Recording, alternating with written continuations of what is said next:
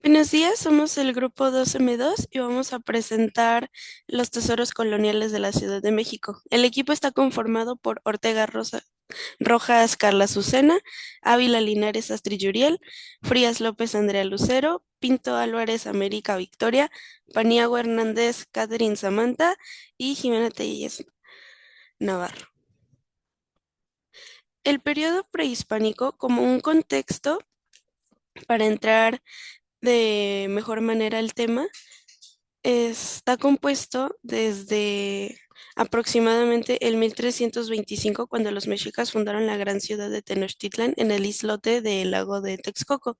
Según la leyenda, su dios Huitzilopochtli los guió hasta el lugar donde encontraron un águila devorando una serpiente sobre un nopal, señal de que debían establecer su ciudad. Con el tiempo, Teotihuacán se convirtió en una de las urbes más impresionantes del mundo, con templos majestuosos, mercados vibrantes y un avanzado sistema de canales y chinampas que sostenían su economía. La fundación de la Ciudad de México se dio en 1521 tras una feroz resistencia de la ciudad de Tenochtitlán a manos de Hernán Cortés y sus aliados indígenas, marcando el fin de la dominación mexica. Sobre sus ruinas, los conquistadores iniciaron la reconstrucción de la ciudad, estableciendo un trazado urbano con plazas, calles rectas y edificios de piedra al estilo europeo. En 1524 se instauró el primer cabildo y más tarde, en 1535, la Ciudad de México se convirtió en la capital del recién creado Virreinato de la Nueva España, cons- consolidándose como el centro político, económico y religioso más importante del continente. El periodo colonial, la ciudad con, creció con la Constitución y la construcción de grandes obras arquitectónicas y numerosos conventos y plazas, reflejando la influencia española. La convivencia entre indígenas españoles, criollos y mestizos dio lugar a una rica fusión cultural que se reflejó en la gastronomía, festividades y arte. Sin embargo, las desigualdades y los conflictos sociales fueron en aumento hasta que en 1810 comenzó una lucha por la independencia.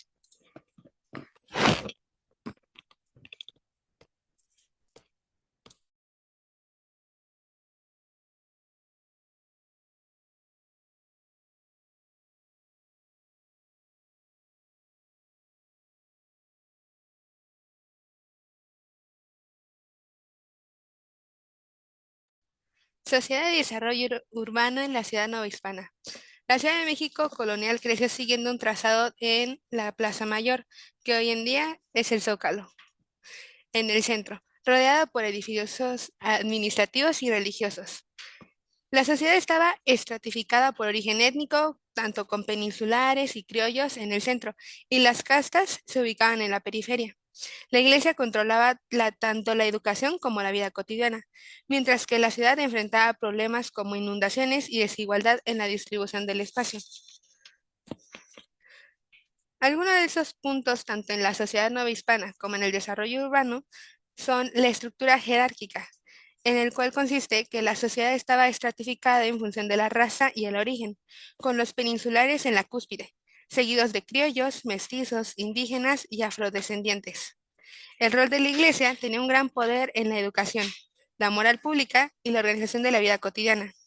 En el desarrollo urbano, la infraestructura se construyeron conventos, acueductos y calles empedradas, aunque había problemas de inundaciones debido a que la ciudad estaba construida sobre un lago. En el mercado y el comercio, lugares como el Parián en la Plaza Mayor concentraban el comercio de bienes locales e importados.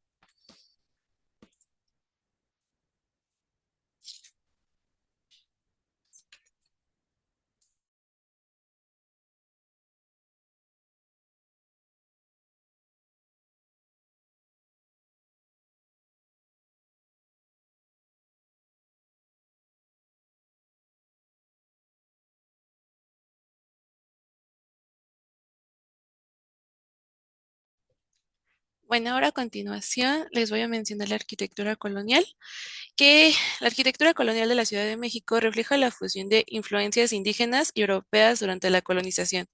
Como por ejemplo, tenemos la Catedral Metropolitana situada en el Zócalo de la Ciudad de México y es una de las máximos exponentes de la arquitectura. Combina estilos del Renacimiento, Barroco y Neoclásico. Se construyó en 1573 y terminó en 1813. Después tenemos el Palacio de Bellas Artes, que aunque data en el siglo XX, este tiene un estilo Arta Nouveau y Arta Deco, pero conserva elementos de la arquitectura colonial. También tenemos el convento de San Francisco, fundado en el siglo XVI, y su iglesia y claustros son un ejemplo de la influencia española y elementos prehispánicos en la construcción religiosa. El templo Santo Domingo, que también fue construido en el siglo XVI y es muy importante para la arquitectura religiosa colonial. Esta es una fachada barroca. Y por último tenemos la Casa de Azulejos, que data del siglo XVIII y su fachada de azulejos de la Talavera lo hace muy distintivo y aunque su estructura de la época virreinal con el tiempo ha sufrido modificaciones. Ahora a continuación vamos con la medicina y salud de la Nueva España.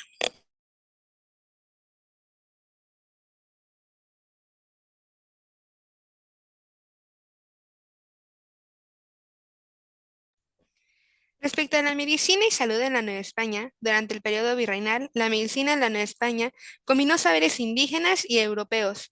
Se fundaron hospitales administrados por órdenes religiosas, como tenemos el Hospital de Jesús y el de San Juan de Dios.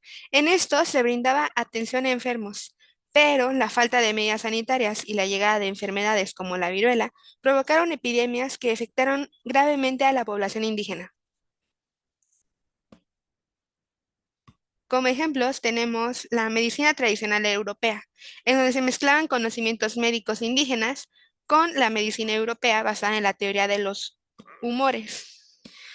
Tenemos la circulación de enfermedades, que eran epidemias como la viruela y el tifo, en donde se fueron creciendo y devastaron a una gran población indígena. También tenemos los hospitales y asistencia médica. Se fundaron hospitales como el Hospital de Jesús, que fue fundado por Hernán Cortés, y el Hospital de San Juan de Dios, que estos fueron dirigidos por órdenes religiosas como los franciscanos y los juanianos.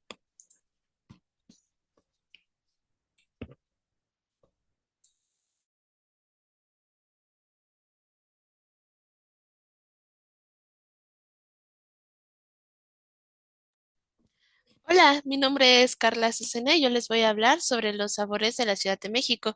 Y un claro ejemplo podría ser los tacos al pastor. Por ejemplo, es un platillo callejero, pues bastante emblemático de la Ciudad de México. Su sabor es inconfundible y su preparación es única y los han convertido en un imprescindible para locales y los turistas. Por ejemplo, aunque ahorita los son 100% mexicanos, los tacos al pastor tienen influencia de la cocina árabe. En la década de 1920, inmigrantes libaneses trajeron a México el shawarma y con el tiempo esta técnica fue adaptada por los taqueros mexicanos y pues ahí tenemos un ejemplo en la diapositiva de cómo se es preparado, que es un marinado.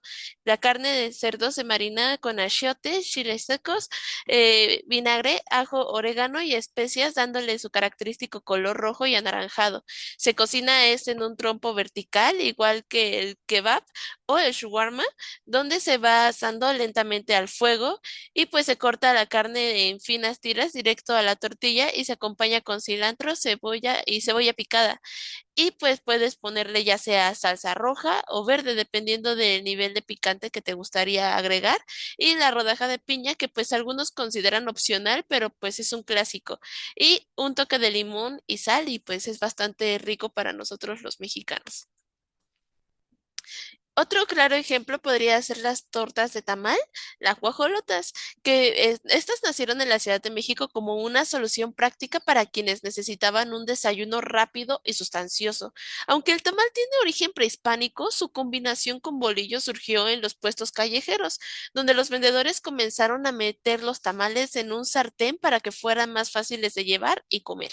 Se popularizaron tanto que hoy en día es uno de los desayunos más representativos de los chilangos, especialmente acompañado con un atole bien calientito. Otro ejemplo son los tacos de canasta, aunque pues su origen es un poco debatido porque los tacos de canasta se popularizaron en la Ciudad de México a principios del siglo XX. Se dice que provienen del estado de Tlaxcala, pero fue en la capital donde se convirtió en un clásico de la comida callejera. Su nombre se debe a que se transportan y se mantienen calientes en grandes canastas de mimbre forradas con plástico y tela, lo que ayuda a que suden y tengan su característica textura suave y aceitosa. Ahora les voy a dar Ahora les voy a dar un ejemplo de música típica de la Ciudad de México. Por ejemplo, el mariachi. Aunque el origen es originario de Jalisco, la Ciudad de México ha sido su epicentro, convirtiéndose en uno de los géneros más emblemáticos de la cultura mexicana. ¿Y dónde podríamos disfrutar de este espectáculo aquí en la Ciudad de México? Podrías realizarlo en la Plaza Garibaldi, el corazón del mariachi de la Ciudad de México. Siempre puedes encontrar grupos de mariachis que tocan en vivo para los visitantes y también se presentan en bodas, aniversarios y eventos y festividades. Así como pues los puedes contratar en algún instante, los puedes ver que están caminando por la plaza y se te van a acercar diciéndote si quieres contratarlos para que te toquen una canción. Otro ejemplo, pues son las rancheras. Por ejemplo, también es una tradición mexicana muy popular en la Ciudad de México. Las rancheras son melodías que expresan sentimientos profundos de amor y desamor y la vida rural. Artistas famosos, cantantes como lo fue Vicente Fernández y Pedro Infante, han sido los máximos exponentes de este género que sigue vigente en el corazón de los capitalinos.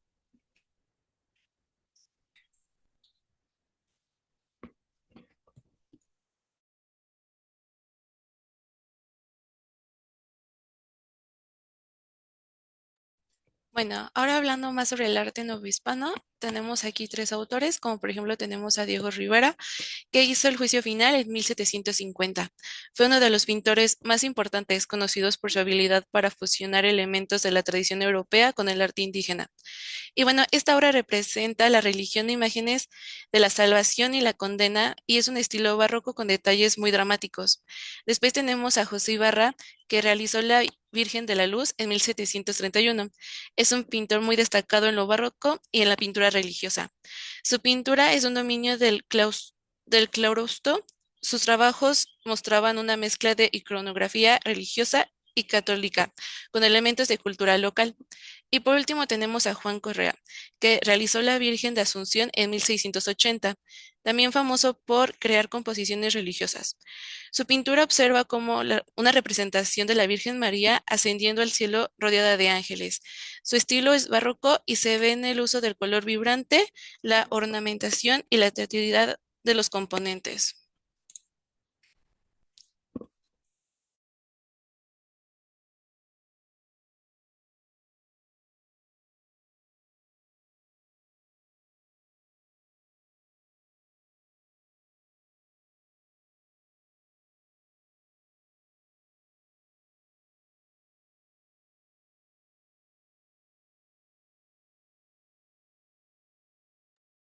Bueno, ahora yo les hablaré sobre la literatura y la cultura. La capital del país destaca por su riqueza y literatura cultural, la cual se ve reflejada en las numerosas obras artísticas que han influido en la identidad nacional. Por ejemplo, Octavio Paz con El laberinto de la soledad de 1950. Este ensayo explora la identidad mexicana a través de la historia, la psicología social y la filosofía. Paz analiza el carácter del mexicano, sus costumbres y las tensiones sociales que marcó el siglo XX. Ahora, Carlos de la Fuente con La región más transparente de 1958. Esta novela retrata la Ciudad de México como un espacio de contrastes, donde se cruzan personajes de distintas clases sociales. Fuentes aborda temas como el poder, la corrupción y la modernización del país. Seguido por David Alfonso Sequeiros con La Marcha de la Humanidad, de 1965 a 1971. Este mural monumental es en el Poliforum Cultural Siqueiros es una representación histórica, política y social de México, con un estilo dinámico y vanguardista que resalta las luchas populares.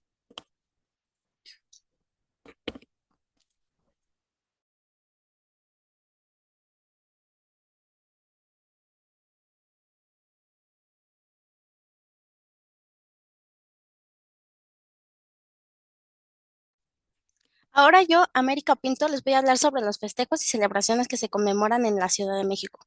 El primer punto serían las fiestas patrias, ya que esta es una celebración muy importante en todo el país. Se conmemora el inicio de la lucha por la independencia de México en 1810, festejada el 15 y 16 de septiembre. Tradicionalmente se hacen las siguientes cosas: el grito de la independencia, que regularmente es a las 12 de la noche, festivales cívicos, militares, música, bailes, vestimentas y decoración.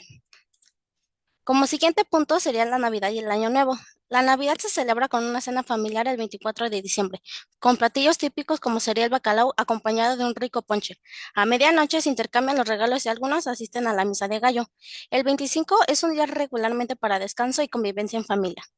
El Año Nuevo es la noche del 31 de diciembre. Hay una cena, brindis, fuegos artificiales y rituales, como para comer el 12 de diciembre a las 12 de la noche uvas. A la medianoche se celebra el inicio del año nuevo y el 1 de enero es un día de descanso. El siguiente punto y muy importante y emblemático de la Ciudad de México es los Días de Muertos. Esta festividad se conmemora el 1 y 2 de noviembre. Es reconocida por la UNESCO como Patrimonio Cultural y Material de la Humanidad. Esta se basa en la creencia de que los espíritus de los difuntos regresan al mundo de los vivos para visitar a sus seres queridos. Algunas representaciones más significativas son los altares y ofrendas, las calaveritas de azúcar y catrinas, celebraciones en cementerios, desfiles y celebraciones. El siguiente es muy tradicional, ya que este es una festividad muy religiosa en México, en honor a la Virgen de Guadalupe, la patrona del país. Es celebrada el 12 de diciembre y esta celebra la aparición de la Virgen al indígena Juan Diego en 1531 en el Cerro de Tepeyac, caracterizado por peregrinaciones, mañanitas a la Virgen, danzas, ferias, etc. Y a continuación mi compañera Andrea les hablará sobre mitos y leyendas.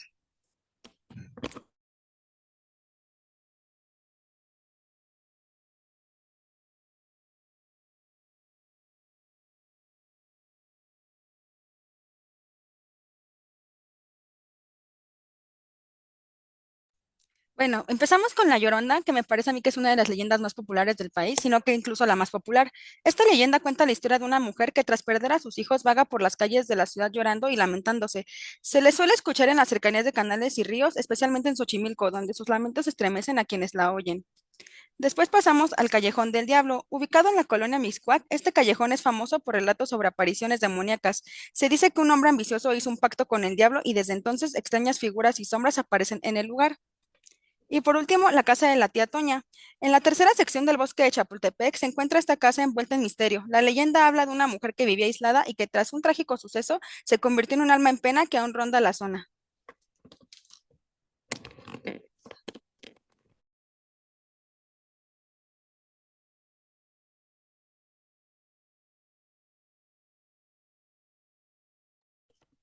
Y por último, yo les hablaré sobre la importancia que tiene esto en la actualidad. Los tesoros coloniales de la Ciudad de México tienen un gran impacto significativo en la actualidad, tanto en el ámbito cultural, económico y turístico, como en la identidad nacional que nosotros poseemos. Estos monumentos y edificaciones, construidos en los siglos XVI y XVIII, siguen siendo parte fundamental del paisaje urbano y de la historia viva de la ciudad, dando la importancia al patrimonio cultural e identidad nacional, atracción turística y económica, función religiosa y social y arquitectura y urbanismo. Y con esto damos fin a nuestra exposición. Muchas gracias.